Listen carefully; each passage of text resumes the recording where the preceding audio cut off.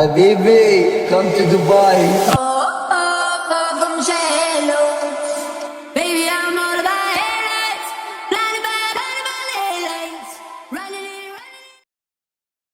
High, welcome to Dubai mini vlog part 5।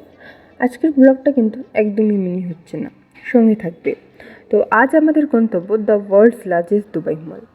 Dubai mall নিয়ে আমি আর কি বলবো, আমি তো দুদিন গিয়েও পুরোটা কভার করতে পারিনি, এত বড় সেই মল।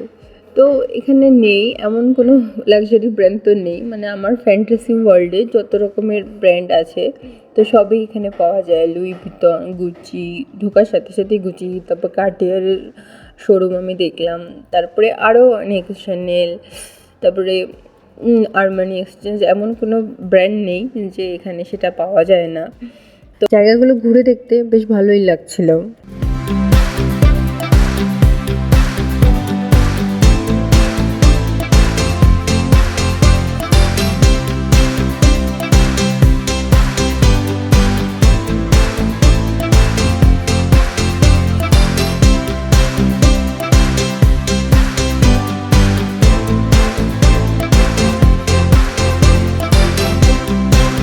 এই যে শানের বাবা টমি হিলফিগারের শোরুমের সামনে শানের জুতো ঠিক করে দিচ্ছিল। আর এখানে জিনিসের যা দাম, মানে খুব কস্টলি। ইউএইর কারেন্সি হলো দিরহাম, তার এখানে হচ্ছে 1 দিরহাম মানে আমাদের এখানে 23 টাকা। আর এখানে যেহেতু মানে ডিজার্ট এরিয়া, তো সব কিছুই এদের বাইরে থেকে আসে আর কি, এক্সপোর্ট করতে হয়, তো সব জিনিসের দাম প্রচুর আকাশ ছোঁয়া। আর মলের ভিতরে তার দাম আরও বেশি। তাই আমরা আর এখান থেকে কিছু কিনিনি, শানের জন্য শুধু একটা সফট টয় কিনেছিলাম। বাকি মলটা কিন্তু দুর্দান্ত। আর হাঁটতে হাঁটতে আমার পা একেবারে মানে সেই ব্যথা হয়ে গেছিলো, কারণ আমি আবার স্টাইল মেরে হিল পরে গেছিলাম। তো তার জন্য এতটা হেঁটে আমার মানে পা পুরো ফোসকা পড়ে গেছিলো, নতুন হিল পরেছিলাম, তার জন্য আরও খারাপ অবস্থা হয়ে গেছিলো।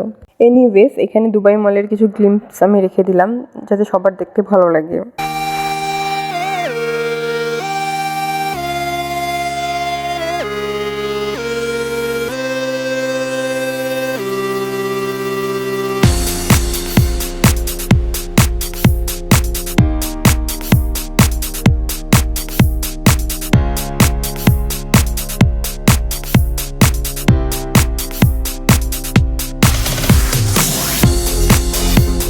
আর এখন আমরা চলে এসেছি দুবাই অ্যাকোয়ারিয়ামের ভেতরে। এটা দুবাই মলেই অবস্থিত।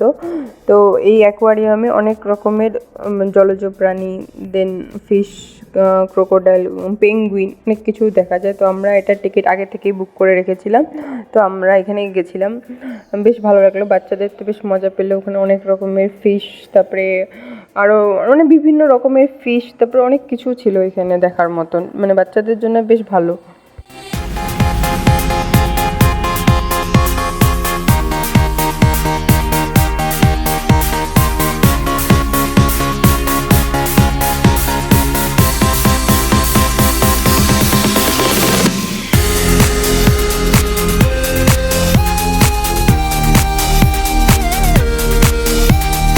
এই দেখো পেঙ্গুইন কি সুন্দর জলে সাঁতার কাটছে। এখানে বরফ দিয়ে এখানে পেঙ্গুইন পোষা হয়, বা পেঙ্গুইনের লাইফ সাইকেল, সেগুলোও এখানে ভালো করে বোঝানো হচ্ছিল, দেখে খুব ভালো লাগছিল। আমরা অনেকটা দেখেছি এই যে পেঙ্গুইনগুলো হাঁটছে।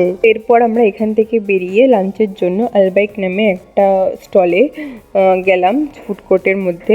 তো এখান থেকে আমরা লাঞ্চ করে এরপর বেরিয়ে যাব মিউজিয়াম অফ ফিউচারের উদ্দেশ্যে।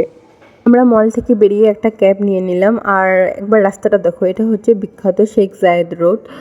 একবার রাস্তাটা দেখো, আর মানে জাস্ট অসম, মানে এই রাস্তা দিয়ে যাওয়াটাও একটা মানে বিশাল বড় ব্যাপার। চারপাশটা এত সুন্দর, এত সুন্দর, এত সুন্দর, মানে আর বলে বোঝানো যায় না। সো এই রাস্তাটার ভিউ তোমাদের জন্য।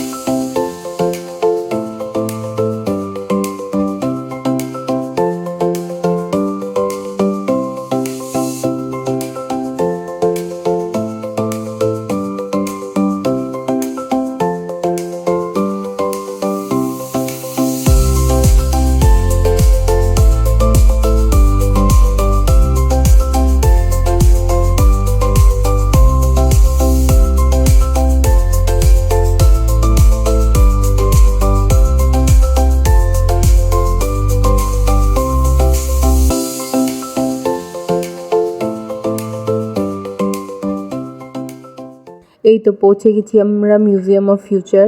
মানে জাস্ট এই আর্কিটেকচারটা দেখে আমি জবে থেকে দুবাই নিয়ে সার্চ করছি। আমি দুবাই নিয়ে সার্চ করার আগে এই ট্রিপের উদ্দেশ্যে আমি কখনো মিউজিয়াম অফ ফিউচারের ব্যাপারটা জানতাম না, মানে আমি এটা সম্পর্কে কোনোদিনও শুনিনি। তো ফার্স্ট টাইম এটা যখন আমি ওই ভিডিওতে দেখলাম, তারপর আমি এই আর্কিটেকচারটা দেখে একদম হয়ে গেছি। মানে এরকম কখনো হয় নাকি সেটা আমি মানে ভাবতেও পারি না। তো এই আর্কিটেকচারটা দেখার সাথে সাথে মানে তখন থেকে এটা এখানে আসার একটা খুবই ইচ্ছে ছিল। তো ফাইনালি সেটা হলো, আর নিজের চোখে দেখে বিশ্বাস করা যায় না এটা এত সুন্দর আর কি।